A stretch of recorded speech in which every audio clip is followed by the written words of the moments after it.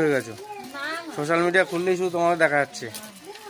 কখনো দেখছি দীঘায়, কখনো দেখছি মামা বাড়ি যাচ্ছ, কখনো দেখলাম এসএস জুয়েলার্সে, না না এটা না সরি এসএস জুয়েলার্স না, একটা দেখলাম তোমার মাকে বোধহয় সোনার গিফট করেছো, সোনার আয়স্ত না কি একটা।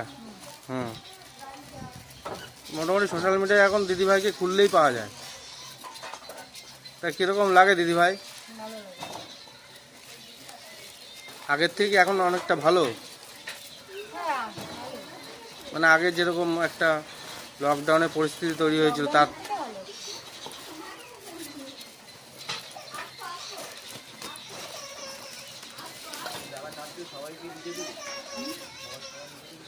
না এরকমই কাজ করে আসলে মানে একই গ্রামে বাড়ি। নিজেদের বলতে আমি বাবা মা বোন।